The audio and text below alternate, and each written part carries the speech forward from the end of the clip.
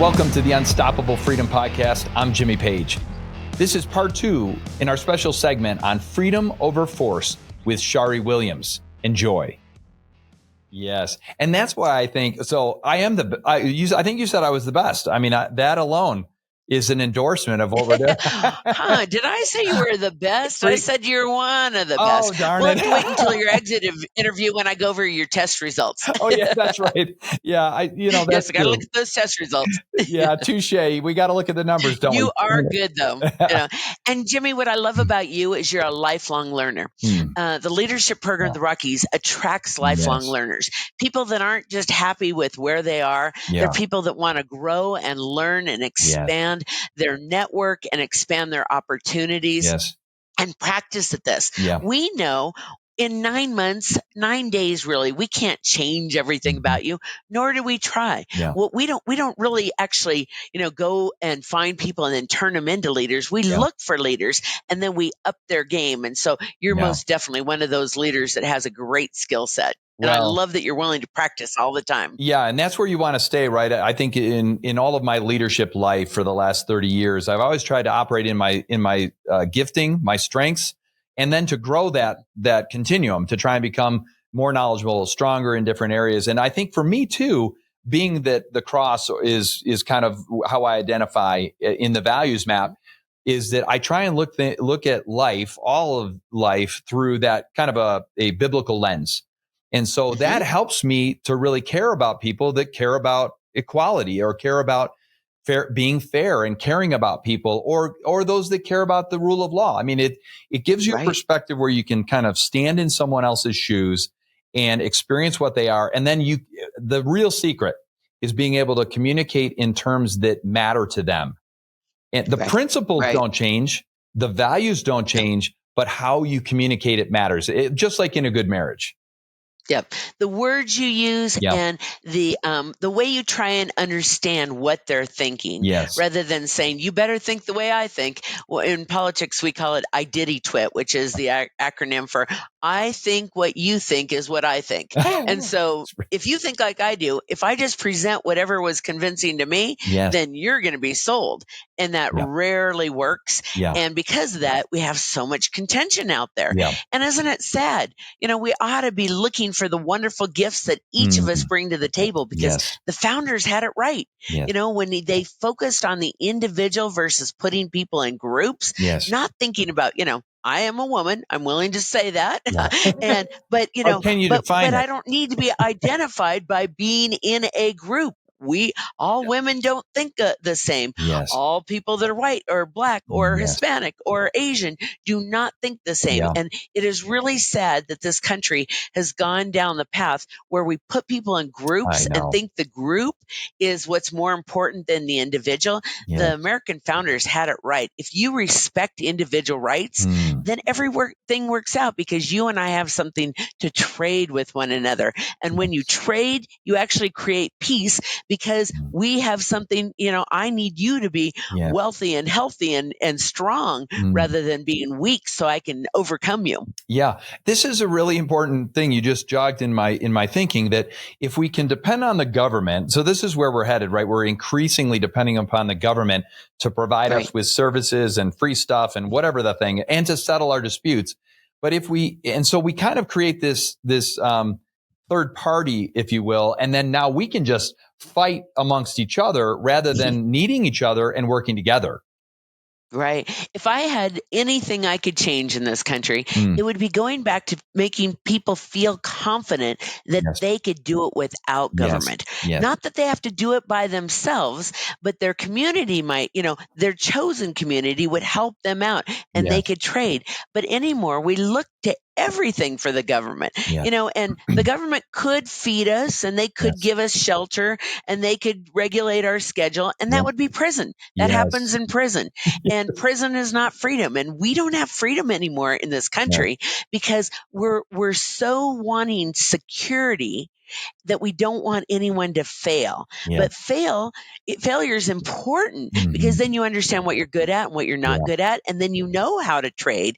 And so those are some of the concepts that we explore in the leadership program of the Rockies, because it's easy to just pop off and say, oh, freedom versus force, and I want less government, and I want lower taxes, and all those things that, to tell the truth, my party has said for a long time, but they're not as compelling anymore because people don't see their own life experiences, and right now they feel like it's a complex world and they need more government versus less. And I'm telling them, no, government has one role, and that is to protect your individual right. And you have an individual right to succeed and fail. And when the government starts saying who gets to succeed and who gets to fail, we're in trouble, and we have to reverse that course, and we have to do it quickly. Yes. My daughter and my daughter's 20 now. She's my youngest. Look at you. Yeah. Oh, it's amazing. It's amazing. And she goes to Liberty University in Virginia, a tremendous university experience. All 4 of my kids have gone through there. She'll be the last one, hopefully, to graduate. Wow. Of course. Yep. And so we're working on a book called Strong Girls. And it's this whole idea that we can raise a generation of young ladies who have the unstoppable character, confidence, and courage. It speaks to what you just said, that I want her to be capable. I want her to be courageous. I don't want her to depend on someone else or a system for her livelihood or for her survival. Absolutely not. We are made to and thrive. To think she's dependent on that. How horrible. That is like an acid on a young woman's soul. To think that, unless I get education from the government, unless I get childcare from the government, unless I get all these things from someone else, I don't need a sugar daddy that's, the government. I'm a strong, independent woman, and I have gifts that I can explore, and I don't need to be dependent on somebody else. Exactly. And I think that is a liberator, right? That is an absolute liberator. And now, and it's a hopeful way of looking at the world, because if you look at everyone as a victim that needs government help, that's a really sad view. There's a wonderful book out that says The 3 Languages of Politics, and it talks about the left or a more liberal perspective from the progressives is that there's a bunch of victims and there's a bunch of oppressors, and that they have to come in and help those victims because those victims couldn't possibly help themselves. What a disparaging, insulting way of looking at other people. I find that so insulting. And if someone tries to do that to me, it gets my hackles up. And it's sad when we institutionalize that kind of victimhood mentality. And it's pervasive right now. And it's something that we all need to fight back against. But we need to understand it's groupism versus individualism. We've got to look at people as individuals versus groups. Yes, it is insulting. And it makes me mad when it's done to groups, like you said, it's done to groups of people, and it lumps everyone into the same category, and it limits their creativity. It limits their intelligence. I mean, it's all of us should be offended by it, regardless of race, gender. None of that matters. We all should be. And you know what? The most successful people in every single leadership book you'll ever read will say, reject the victim mindset. Every single one. Absolutely. So, that is the key. Yeah. And that's part of what we do in the leadership program in the Rockies is we say, okay, you may not feel empowered in this case. You may think other people get the decisions on this. Once you learn our tools, you'll realize, no, you have all the power. And the question is, how do you exercise that power? First of all, you have to exercise it over yourself and then your community. And then you can group together to try and express those ideas because we're not saying you have to be an individual just by yourself, but sometimes the people on my side of the political aisle have a tendency to say, hey, what we're going to do is we're such individuals that we're going to just keep tackling our own quarterback. We don't function as a team in the least because we're such rugged individuals. No, everybody has their skills and their aptitudes, and you work together in the team. And I think our team is freedom versus force. Anymore, so I have over 35 years of public policy. I've helped elect senators and congressmen and governors and all that. And that was very gratifying, but not as gratifying as the idea of helping citizens understand how to look through the lens of liberty at how they can make a difference and how they can feel empowered to make a difference in their community. Much more exciting than politics, because politics is just a snapshot of where we are in time. And I want to change where we are in time right now. I want to get us back on track. Yes. Why is changing the culture? So you say that politics is just a barometer. So upstream of that is our values, it's our communities, it really is our culture, right? So that makes it all the more important that we focus in on being a positive force within our culture for liberty and freedom. From your seat, you've seen a lot. Why is culture so important? And why is it important that good, freedom-loving people engage in their culture? So for me, it's interesting. I'll give you my background. I worked in the United States Senate at one point in time, and I worked with lots of Republican senators, and they were good, and some of them were just glorious. I worked for Senator Bill Armstrong, and he was just as fabulous as they come, integrity. But the system was designed purposely to have them be reactive to the citizens. And so with especially, with our system now with the 17th Amendment and all that passing, we have way too much reaction to the citizens. But okay, so let's say we're reacting to the citizens, then the citizens have to show integrity and they have to actually say what they demand rather than saying, gimme, gimme, gimme. How do I get more handouts? How do you give me stuff? Why don't you take from some citizens and give to me? And so it's important that every person, whether they're a business leader or a community leader, that they are able to articulate the ideas of freedom. So if you're a business person, in fact, I'm convinced if we get business people in this country to stop looking for handouts, stop looking for crony capitalism, and in fact, help illustrate to their employees the ideas behind capitalism and all the good that it does and why it's a moral and right system, we'll change the country just doing that. But think about a lot of our businessmen. They may now vote with me politically, but often they're apologetic for making a profit. They feel somewhat guilty about that. They don't sit there and say, that's a good thing. That's a sign of success. It is a bad thing when you have to be dependent on government handouts. And so what they need to be doing is talking about those things to employees and customers rather than saying, oh, I guess I better go woke and I better make sure and sign on for this latest, pride thing or this thing with the environment. I call it paying green penance money. I feel so guilty. I better give away my money, my profit, so nobody accuses me of actually making a profit. They're not willing to stand up and say what a good thing it is and all the people that benefit. And can you imagine if they could articulate that well to all their employees?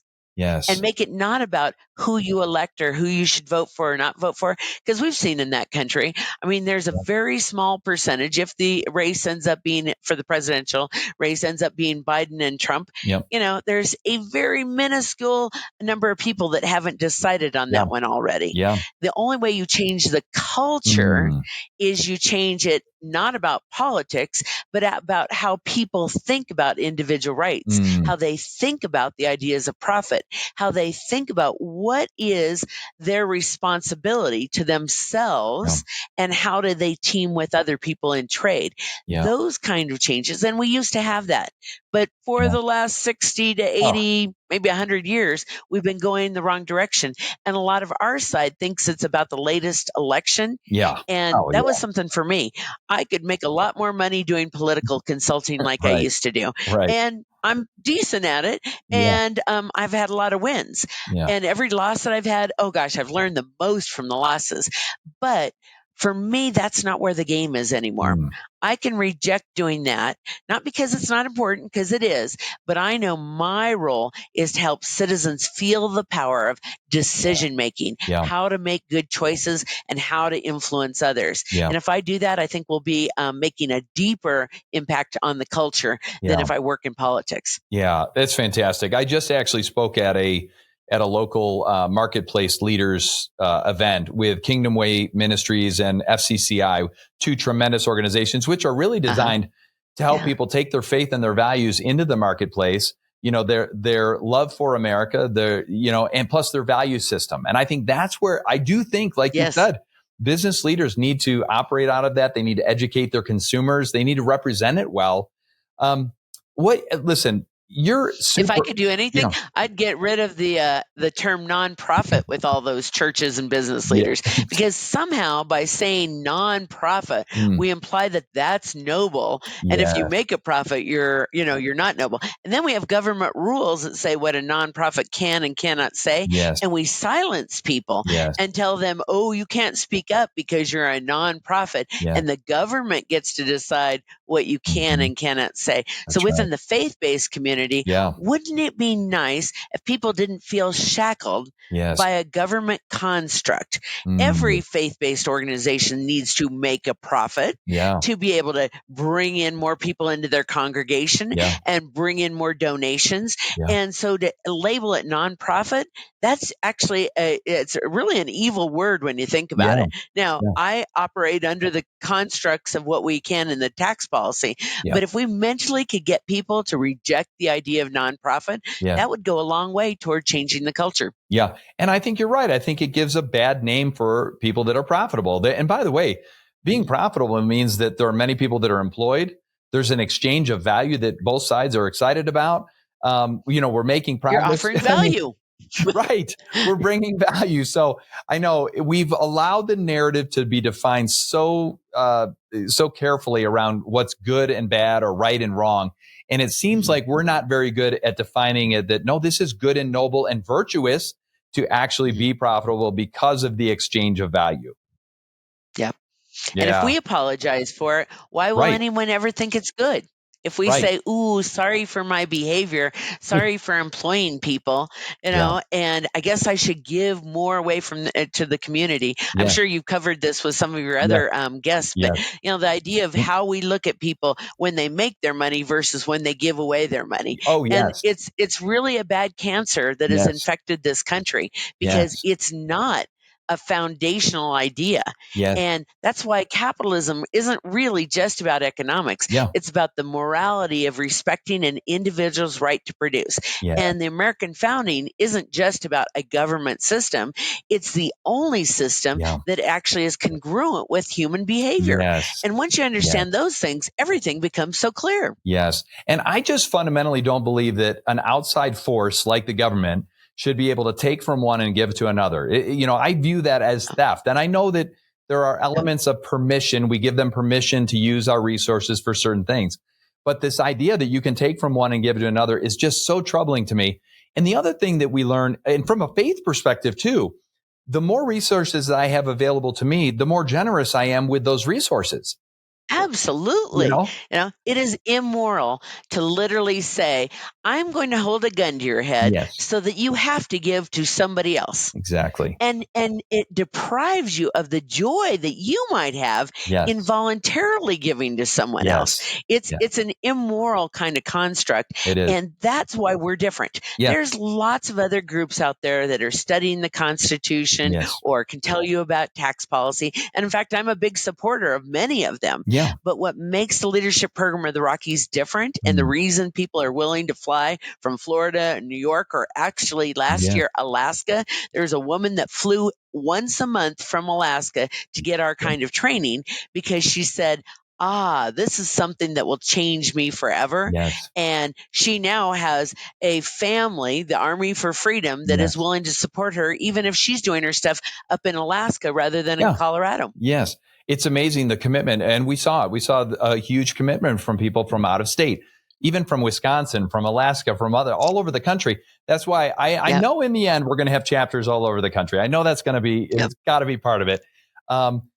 So listen, you're an optimist. You're a realist, but you're an optimist. Tell me and tell our audience a couple things that give you hope, that make you optimistic about the future of America, even in a time when we seem so divided. Right. Well, when you look at individuals, there's so much to, once you get to know an individual, there's so much hope there. Yeah. And you understand that usually the things that hold them back are things that they think they can't do. And so I get hopeful, even though the political system seems like it's crazy right now. Yeah. What I've seen is a lot of tectonic plates shifting over the last maybe 20, 25 years. Yeah. And the reason I focus on people maybe right of center is because I want them to be better articulators of these ideas. Yeah. And I'm starting to see that. I'm starting to see people not to be so dogmatic and just say, well, if the Republican Party wants it, or if I'm a conservative, therefore I want this. I want people to think. And the bottom line reason I have hope is because people can think. Yeah. And when they can think, they can make choices. Yes. And it is in our human nature to look for a choice that is good for us. Yeah. And so I don't believe in the long run we will make poor choices. Yeah. At the governmental level, what we've done is we've kind of gotten fat and lazy about, we have so much that, okay, you can take this away from me for my tax dollars. Right. Or, you know what? I don't need that money.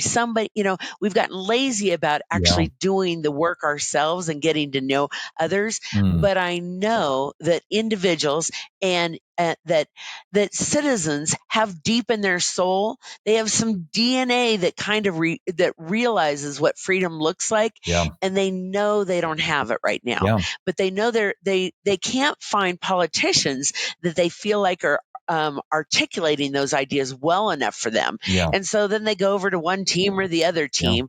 But most of them are saying somehow this isn't right. They're not sure what to do next. So when we give them pathways and trusted guides, like the Graduates of Leadership program of the Rockies, to follow, then they start actually exhibiting really good behavior. But the problem is, if they don't know who those trusted sources are, then they give up and they go into their shell and say, oh, I'm just not going to be focused on politics, or no, I don't get involved in my community. And I don't think that'll last. I think, and what gives me the most hope is there's been an example of this. One time in the world with the American founding, people went up against the biggest superpower. And so a profound, glorious idea can make all the difference. But we have to exercise the fundamentals of that idea, and we can't put a curtain over it and make it about politics or even issues. Well, I'm this on, abortion, or I'm this on tax policy, or I'm this on homelessness. What we have to do is we have to get to the essence of the proper role of government. Yeah, it's so good. I was just thinking, that there's all kinds of programs out there for losing weight, or, 10 weeks to a better marriage, or, be a better parent in 6, whatever. But until you change the DNA of the person, the mindset of the person, and you give them the tools within themselves, then they can go execute any program you put in front of them, they can execute. But until you deal with the principles and the values that they're going to need, it's really just going to end up being one big argument. So that's one of the reasons I love LPR, is because you help to change the inside DNA so that we can communicate better. I might push back on that. I don't think we change the DNA. I think we discover the DNA and bring it forward. Because there's so much other noise out there. They're not looking at fundamentals. And so in some ways, leadership program of the Rockies is a lifelong pursuit. That's why our people are such a big family, because they know, I went through a 9-month class, but I'm now part of something that's so important. They recognize that DNA in them. And now this will sound controversial, even on the left, I have friends that are on the left that they have that DNA. It's just been buried. And there's so much stuff on top of it that they don't recognize freedom anymore. And they've been sold a bill of goods to make them feel like victims, or that everybody's an oppressor. But once you clear away all that debris and look at what's profound and true, they recognize freedom too. But politics, the game of politics to some degree, is to mask all that. And so we're not about a person, although I always have my personal preferences in election. We're not about a party. We're a 501c3. And so we have Republicans, Democrats, Independents, Libertarians, all sorts of people that go through the program. But we do have a philosophical perspective. And that's why I don't focus on person or party as much as I used to early in my career. Not that I'm not involved. That's my little side deal. But my focus is helping people understand they have it already in their DNA. That freedom, you talk to any person from another country and they've been power sneezed, even if they've never known another American. They get it. I had a woman from Czech Republic that said, Shari, I've been reading books about the American founding and capitalism for the longest time. And then she came over to the United States and toured around for 3 months. And then she said, oh my God, you guys are a socialist country. And I felt like that was a punch in my stomach because I thought she's not wrong. Years ago, I thought, oh, sure, we have our Bernie Sanders and our Elizabeth Warrens. And they're kind of socialist promoters, but we're not a socialist country. From an outsider's perspective, she knew what the golden image should be because she had read so much about us. She didn't know that many Americans, but she knew what we should be. And so I ask all Americans, take some risks, be like the American founders and do whatever it takes to bring back the ideas of freedom versus force, and know how to recognize freedom and how to reject force. Because sometimes we kind of go, it's no big deal. They're asking me to do this. They're going to regulate. I'm glad my neighbors are regulated too. And what we do is we slowly are letting freedom go out of our grasp. But I know that it's there within each of us, and the founders discovered that is a human nature kind of quality, but only a system like the American founding could nurture and grow it. And so we're giving it away. And it's going fast.